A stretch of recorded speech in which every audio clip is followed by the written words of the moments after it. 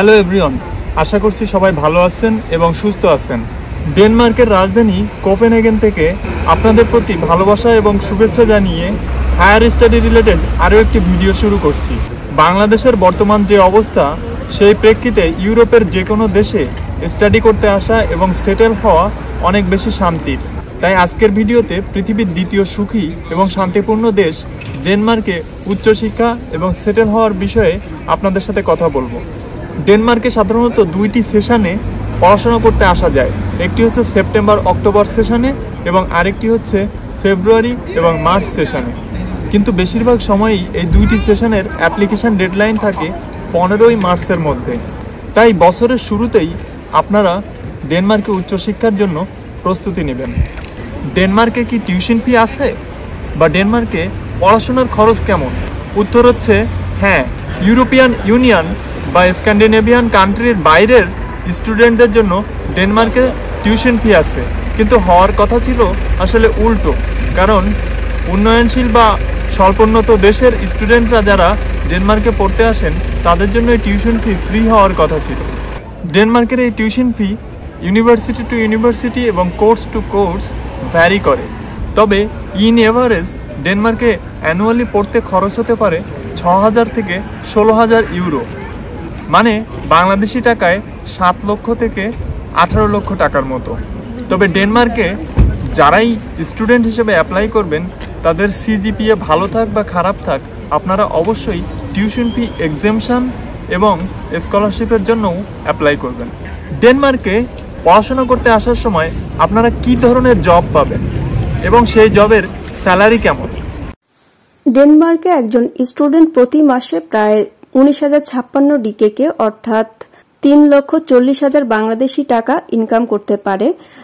এবং স্টুডেন্টদের জন্য অ্যাভেলেবেল জবগুলো হচ্ছে kitchen assistant in restaurant, newspaper delivery, এছাড়া আছে ফুড ডেলিভারি কোম্পানিগুলোর মধ্যে আছে Wolt, Foodora, just eat and Hungry, এবং আছে ডিশ ওয়াশিং জবস, রেস্টুরেন্টে ডিশ ওয়াশ করতে হবে, এবং আছে cleaning jobs, bus stop, office and restaurant. এই কোম্পানিগুলোতে অ্যাপ্লাই করতে হলে সরাসরি আপনাকে ওই রেস্টুরেন্ট এবং অফিসগুলোতে যেতে হবে এবং আপনার সিভি দিতে হবে। এছাড়াও কোম্পানিগুলোর ওয়েবসাইটে অনলাইন অ্যাকাউন্ট করে সেখানে অনলাইনের মাধ্যমে অ্যাপ্লাই করা যেতে পারে। মাস শেষে এডিশনাল বেনিফিট হিসেবে আপনি হলিডে বোনাস পাবেন এবং সেটা বাংলাদেশি টাকা 42,000-এর মতো। ডেনমার্কে পড়াশোনা শেষ করে আপনারা কি ধরনের জব পাবেন? পড়াশোনা শেষ করে ডেনমার্কে যেসব জব পাবেন: software developers, architect and civil in construction, electricians, nurse, CNG machinist, cyber security specialist, IT project manager, truck drivers, vendors and metal workers, data analyst and scientist. আর যেসব রিক্রুটমেন্ট এজেন্সির মাধ্যমে এসব কোম্পানিতে আপনারা অ্যাপ্লাই করতে পারবেন সেগুলো হচ্ছে Michael Page, Adecco, Robert Walters, man power centre, IT minds, health care Denmark, green recruit, job in Denmark, construction people. আর এসব স্কিল জবে আপনি বাংলাদেশি টাকায় 3,55,000 থেকে 7,11,000 স্যালারি পাবেন। ডেনমার্কে মান্থলি থাকা খাওয়ার খরচ কত?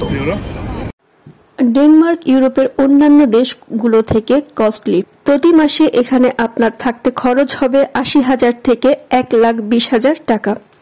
যেসব খাতে আপনার ব্যয় হবে তার মধ্যে আছে আপনার অ্যাকোমোডেশন, এবং এখানে আপনার খরচ হবে 3,000 থেকে 5,000 ডিকেকে। ইন্স্যুরেন্স, এটার খরচ approximately 200 ডিকেকে। TV licence 100 ডিকেকে। Books and supplies 250 থেকে 500 ডিকেকে। মোবাইল ফোন বাবদ আপনার খরচ হবে 150 ডিকেকে। ফুড 1500 থেকে 2,000 ডিকেকে। ট্রান্সপোর্টের জন্য 300 ডিকেকে। আপনার ব্যক্তিগত খরচের জন্য 1,000 ডিকেকে।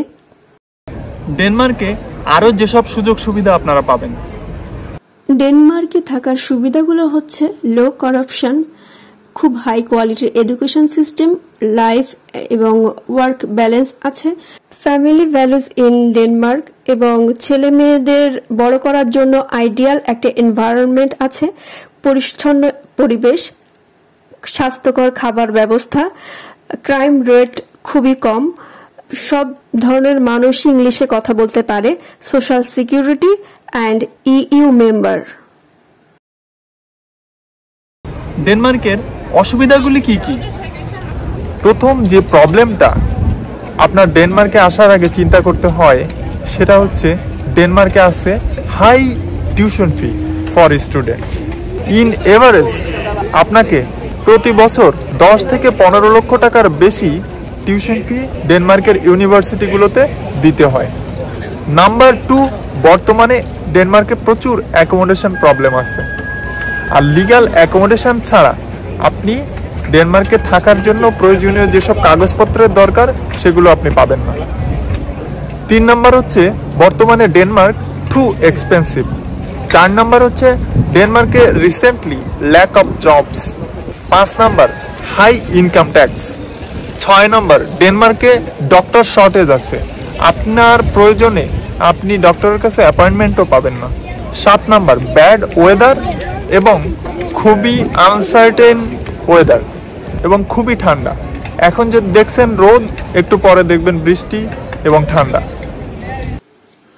তবুও ডেনমার্ক সারা বিশ্বের তরুণদের favourite destination for higher study and living. তাই আর দেরি না করে দ্রুত ডেনমার্কে অ্যাপ্লাই করুন। আর আমার চ্যানেলে চোখ রাখুন ডেনমার্কে কিভাবে আসবেন এবং ডেনমার্কের সুযোগ সুবিধা নিয়ে যাবতীয় আপডেট পেতে। ভালো থাকবেন সবাই, ধন্যবাদ।